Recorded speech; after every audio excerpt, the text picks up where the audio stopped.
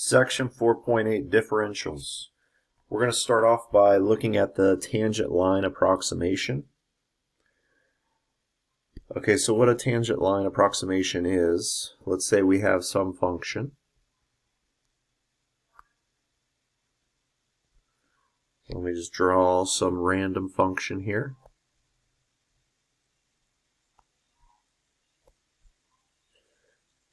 Okay, and the derivative is nothing more than a tangent line going through one point of the function. So this blue line is the tangent line. Okay, this line here could be represented by the point slope form. Hopefully this is a familiar form to you from algebra. Y minus y1 equals m times x sub 1. Okay? An alternative form would be to represent this way, where y is still y.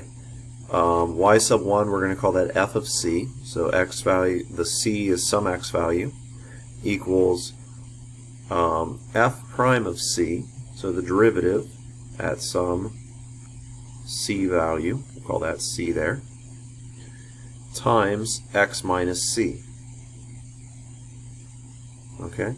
Or another way, simply moving this guy to the other side of the equation can be represented that way. Okay, so we're going to use this tangent line approximation to solve example 1 here. So example 1, using a tangent line approximation, find the tangent line approximation for f of x equals 1 plus sine of x at the point 1, 1.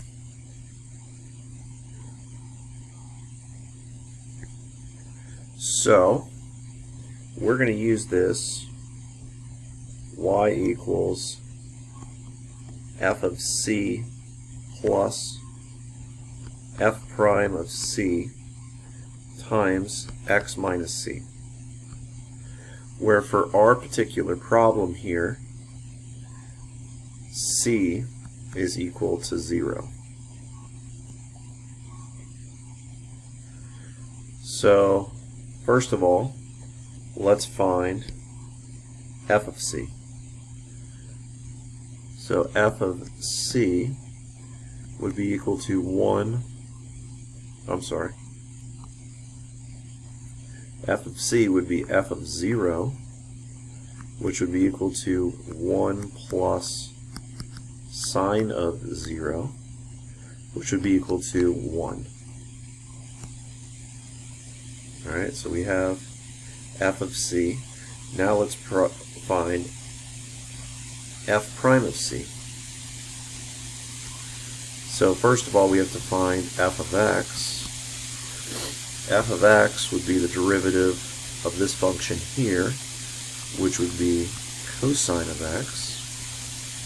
So then f prime of c, where c is 0, would be cosine of 0, which would be 1. And now we have everything that we need to solve this problem. So it's going to be y equals f of c, which is 1, plus f prime of c, which is 1, times x minus c, which is 0. This would be the tangent line approximation. Okay, and all that means, this would give us some line, which is y equals 1 plus x, which is telling us if we took this function, okay, if you graph that function, we'll call this 1,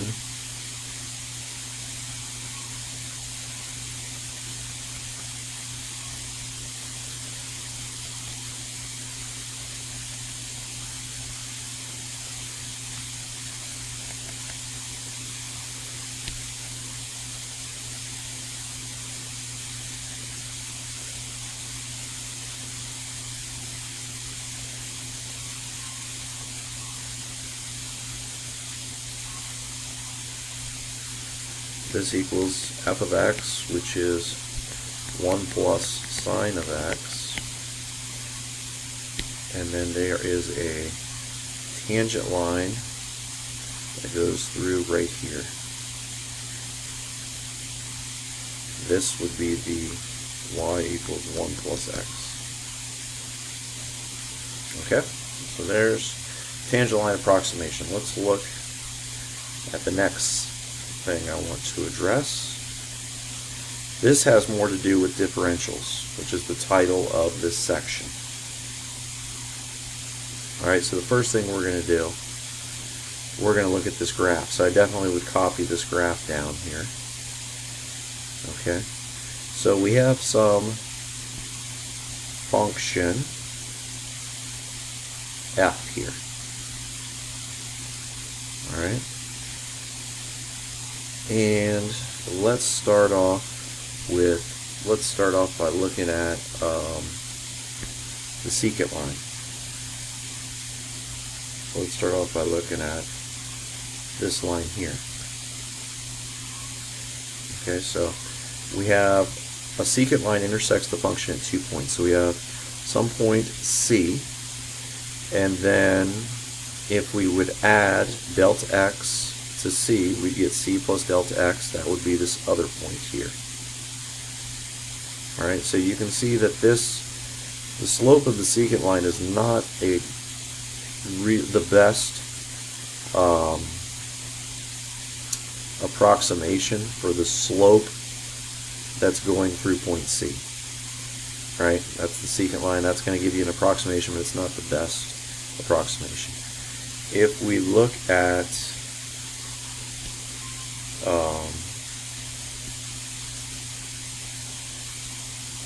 this tangent line here,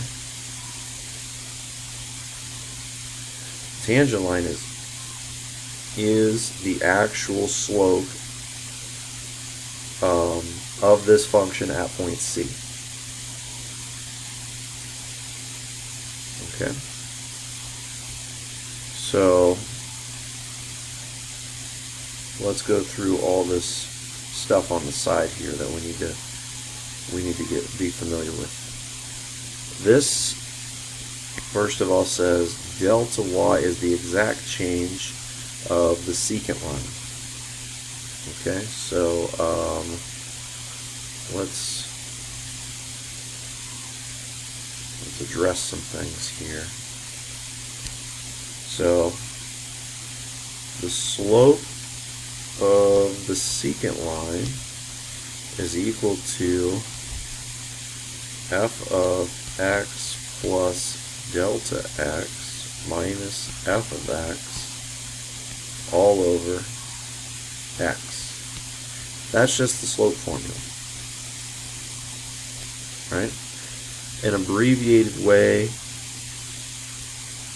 to represent f of x plus delta x minus f of x, that's the change in the y values. That's going to be known as delta x. Okay?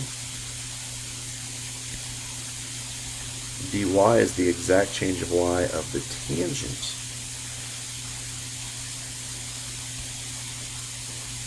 tangent line. So we also have the slope of the tangent line, which uses the limit.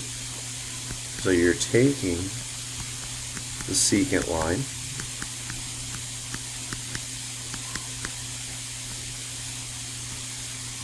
that should be delta x on the bottom here, all over delta x. Delta x is just the change in the x values. I guess it is really. Yeah, it's fine there.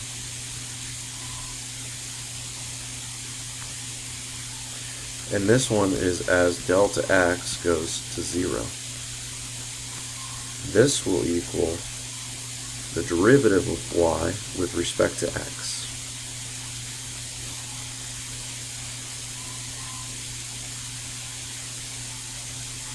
Okay, so Now what I want to do, I want to compare delta y over delta x and compare that to the derivative of y with respect to x. Okay, so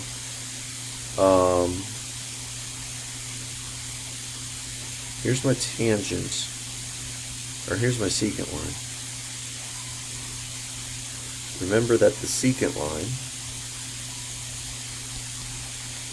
is f of x minus delta x, or sorry, plus delta x minus f of x all over delta x. Okay. So at this point here, this would be this f of c delta x, which is essentially the same thing as that. And this point here would be the f of c, which is f of x. And then delta x is just the difference between c plus delta x plus c. So that's coming up with this formula. Okay. This change here in the numerator is delta y. Change in the denominator is delta x.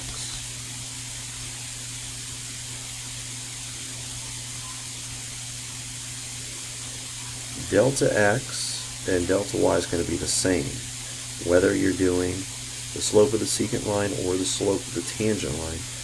Delta x and dx, they're going to be equal to each other. But delta y and dy, they're going to be different from each other. Okay, look at the change. Okay, delta y, it's going to be larger, or dx, it's going to be smaller. dy has to do with the tangent line.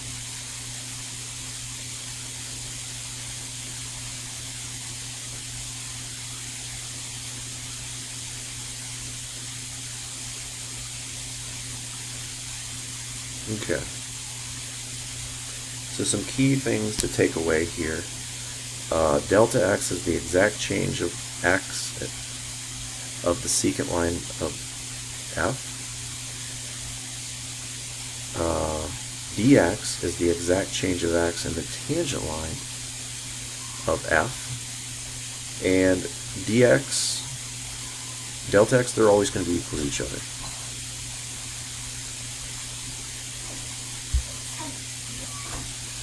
This is going to be key.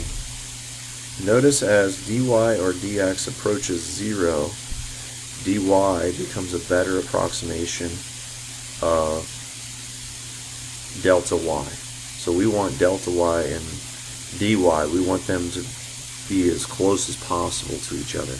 And that's going to happen as dx or dy goes to 0. Basically, the slope of the secant line is going to become the slope of the tangent line.